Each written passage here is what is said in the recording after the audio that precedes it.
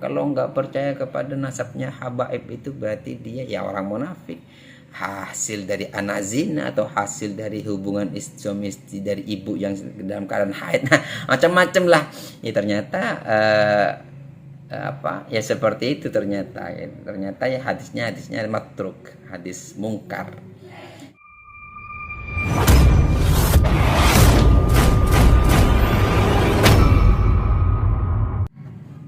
Assalamualaikum warahmatullahi wabarakatuh. Alhamdulillah wassalatu wassalamu ala Rasulillah Muhammad ibni Abdillah. Wala haula wala quwata illa billah, ma ba'du. Teman-teman sekalian, semoga kita selalu diberi kesehatan zahir dan batin, dimudahkan segala urusan kita, dilancarkan rezeki dan segala hajat dikabulkan oleh Allah Subhanahu wa taala. Amin Allahumma amin. Banyak saya temukan di beberapa video, baik itu di YouTube atau di TikTok, yang mengatakan bahwasanya yang menolak nasabnya para habaib itu ada 3 hal. Yang pertama adalah dia bukan anak yang lahir dari hubungan suami istri yang sah, artinya anak zina. Yang kedua, mungkin dia lahir dalam keadaan hubungan suami istri dalam keadaan tidak suci, artinya ibunya sedang haid gitu. Dan yang ketiga, dia orang munafik. Nah teman-teman, ini menarik sebenarnya kalau kita mau kaji. Jadi ya mungkin ini adalah framing dari orang-orang yang tidak sepakat dengan apa yang diteliti oleh ya isu nasab lah yang beredar pada saat orang-orang yang mempertanyakan tentang keabsahan para habaib sebagai zuriat Nabi, kan begitu ya, sehingga timbullah bahasa-bahasa framing seperti itu. Nah, saya coba cari itu hadisnya, karena katanya hadis. Saya coba cari hadisnya. Ternyata saya temukan di kitab Al-Kamil Fid Du'afa. Jadi kitab Al-Kamil Fid Du'afa. Terus juga saya temukan di kitab Syu'abul Iman punya Al-Baihaqi ya, dan juga Al-Firdaus punya Dailami. Nah, bagaimana redaksi hadisnya itu? Begini teman-teman, di situ.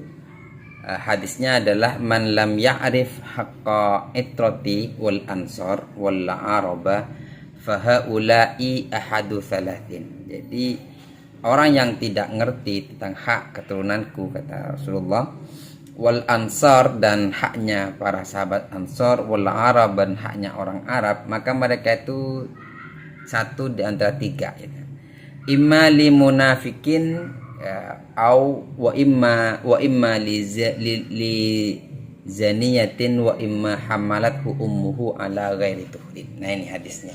Jadi orang yang tidak mau ngerti haknya keturunanku, Ansor dan para orang Arab, mereka itu 3 diantaranya adalah dia orang munafik, dan dia orang yang hasil dari anak zina, dan atau dia hamil dari ibu yang dalam keadaan tidak suci atau dalam keadaan haid.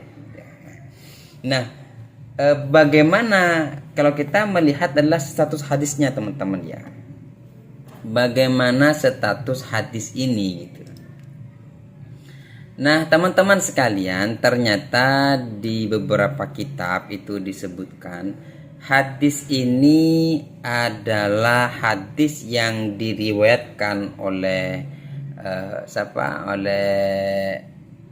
katanya dari Sayyidina Ali bin Abi Thalib ya gitu ya.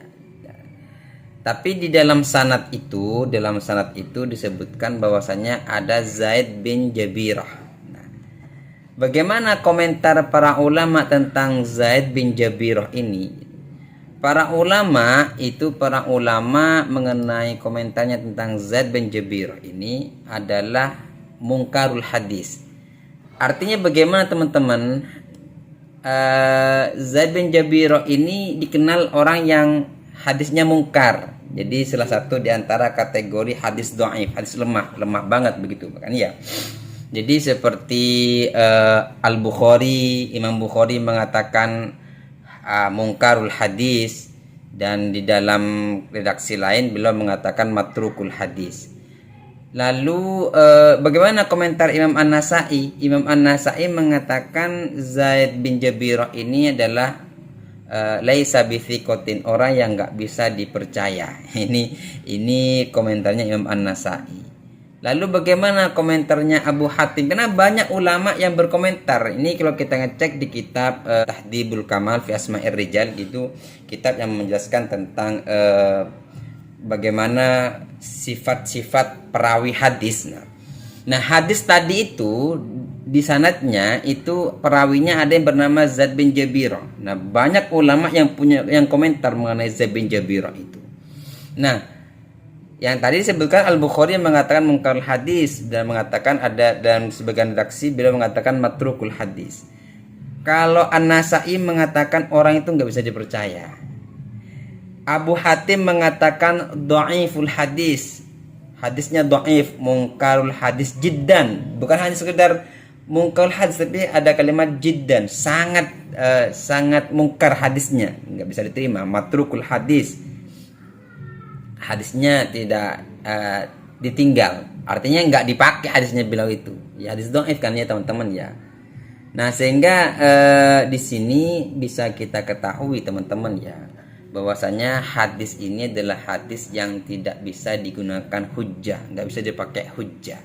Kenapa? Hadisnya adalah keluar, diriwayatkan dari orang yang nggak bisa dipercaya, diriwayatkan oleh orang yang dianggap hadisnya adalah hadis yang sangat lemah, matruk, bahkan dikatakan mungkar.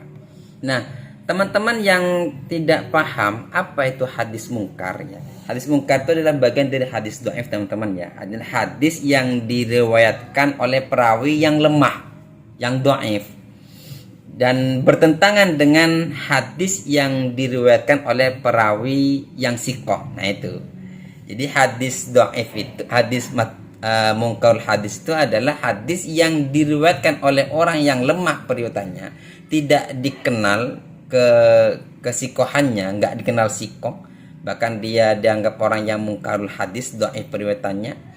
Dan hadis ini bertentangan dengan kebanyakan hadis yang diriwayatkan oleh perawi yang sahih. Nah, lantas bagaimana